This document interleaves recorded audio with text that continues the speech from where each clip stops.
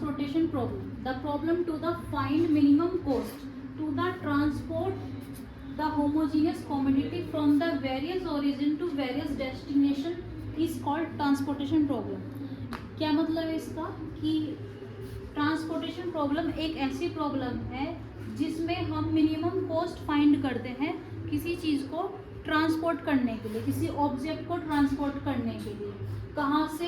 Various origin से जहाँ चीज़ वो बन रही है, और डेस्टिनेशन जहाँ पे उसकी डिमांड हो रही है।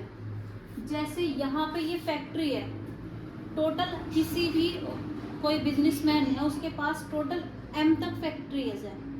पहली फैक्ट्री, दूसरी फैक्ट्री, ये I फैक्ट्री होगी कोई बीच में, यहाँ पे M फैक्ट्रीज होगी। तो ये टोटल फैक्ट्रीज हैं और ये डेस्टिनेशन है वेयर हाउस। जब कोई माल बनता है, कोई भी ऑब्जेक्ट बनती है, कोई भी चीज़ बन रही है, तो ये फैक्ट्री से बनेगी और डेस्टिनेशन पे जाएगी। मान लो ये जगह है, ये मेरठ हो गया, ये मुजफ्फरनगर हो गया, ये शामली हो गया, है ना। ये अलग अलग डेस्टिनेशन है। डेस्टिनेशन का मतलब हो गया कोई जहाँ पे हमें पहुँचना है हमें, ठीक है। तो जो पहुँचाने की कॉस्ट है, मिनिमम कॉस्ट को ही हम ट्रांसपोर्टेशन प्रॉब्लम कहेंगे। तो जो इसके मेथड है, 2-3 मेथड है। सबसे पहले नॉर्थ वेस्ट कॉर्नर रूल पढ़ोगे आप। नॉर्थ वेस्ट कॉर्नर रूल में क्या होता है? नॉर्थ वेस्ट कॉर्नर का मतलब होता है ये वाला कॉर्नर। ये जो टेबल दिखाई दे रही है आपको, सबसे पहले ये वाली शेल्फ फिल करेंगे हम। अब वो हमें पता नहीं है कि यहाँ पे देखो ये कॉस्ट लिखी हुई है। जैसे मान लो ये मेरठ है, तो मेरठ में कोई फैक्ट्री हमने F1 से माल लिया और यहाँ पे पहुँचा दिया मेरठ में, तो उसमें पहुँचाने में, एक चीज़ को पहुँचाने में कितनी पैसे लग रही हैं, ये कॉस्ट लिखी हुई है। यहाँ पे कितनी चीज़ पहुँची हुई है, 1 पेटी 2 पेटी, वो लिखा हुआ है, ठीक है। अब यहाँ पे लिखा हुआ है सप्लाई का मतलब कितनी चीज़ पहुँचाई हमने। जैसे मान लो किसी को डिमांड है 21 की और हमने पहुँचाई 20, तो 21 हम यहाँ पे लिखेंगे जितनी की डिमांड आई, कि भाई हमें इतनी रिक्वायरमेंट भी बोल सकते हैं या डिमांड भी बोल सकते हैं, उसे यहाँ लिखेंगे जितनी की रिक्वायरमेंट आ रही। मान लो किसी को कहा कि भाई हमने, किसी ने ऑर्डर दिया है कि 21 का ऑर्डर है दिया कि 21 चीज़ पहुँचानी है, तो उसको आप यहाँ पे लिखोगे। और हमारे पास 21 अवेलेबल नहीं है, 20 अवेलेबल है, तो 20 ही तो पहुँचाओगे ना आप, तो वो 20 कहाँ लिखोगे? यहाँ पे लिखोगे। जितनी अवेलेबल है उतनी सप्लाई करेंगे, है ना। ये तो नहीं करने के कभी कि ज़्यादा अवेलेबल है, 100 अवेलेबल है, सप्लाई 20 की कर दें, तो नुकसान रहेगा ना। तो जितनी अवेलेबिलिटी है उतनी हम सप्लाई करेंगे। उनको यहाँ लिखते हैं कि हमने इस जगह पे कितनी सप्लाई की है, इस जगह पे कितनी सप्लाई करी है। ये सेल सारी जरूरी नहीं कि ये जो सारी सेल है ये ही फिल होंगी, कुछ ही फिल होंगी हमें, क्योंकि जितनी हमारे पास डिमांड है हम सारी कंप्लीट नहीं कर पाते, हर जगह नहीं पहुंचा पाते, कहीं पहुंचाते हैं कहीं नहीं पहुंचाते। तो जनरल, अब ये टेबल है, इसको टेबल को समझ लो। The general transportation problem with the M factories. ये टोटल हमारे पास M फैक्ट्रीज हैं।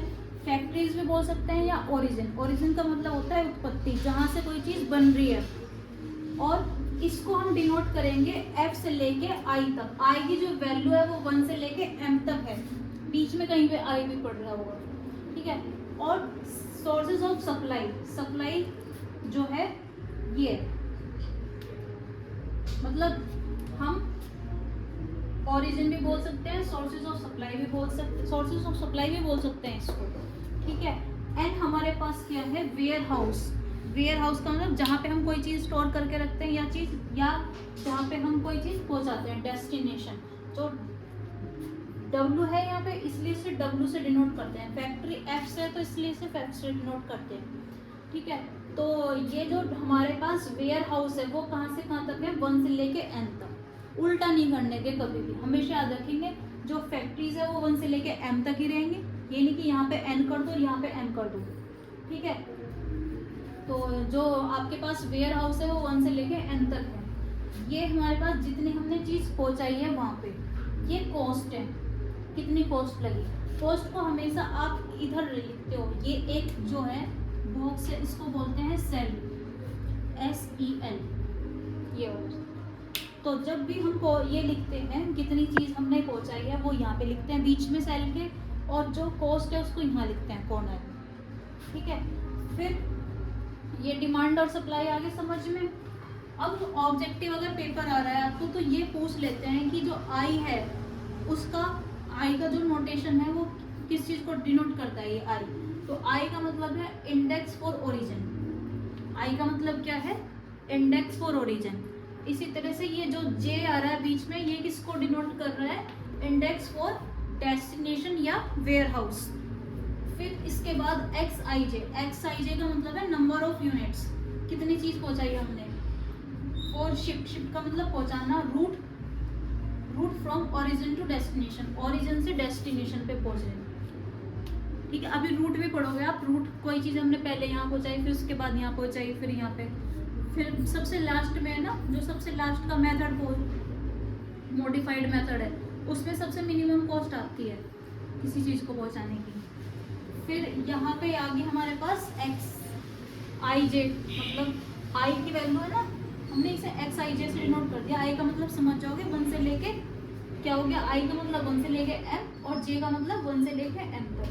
तो ये एक्स आई जो है नंबर ऑफ यूनिट्स हैं, और जो सी आई जे है ये सारी लिखी हुई हैं, ये सब क्या है? Cost per unit for the transport from origin to destination. जो भी चीज़ पहुंचाई जाएगी वो ओरिजिन टू डेस्टिनेशन, सब में ये लिखोगे ओरिजिन टू डेस्टिनेशन, यहाँ पे भी ओरिजिन टू डेस्टिनेशन, यहाँ पे भी ओरिजिन टू डेस्टिनेशन, और यहाँ पे भी ओरिजिन टू डेस्टिनेशन। जो ए आई है हमारे पास वो क्या है? सप्लाई। ठीक है, वो कहाँ से कहाँ तक होगी? 1 से लेके m तक, इसलिए आई लगा दिया।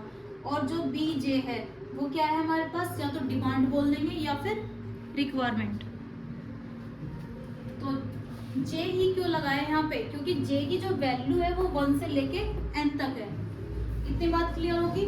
अब इस टेबल में से कुछ भी पूछ सकते हैं, ये चीजें सारी। एक्स आई क्या चीज है, सी आई जे किस चीज को डिनोट कर रहा है, आई किसको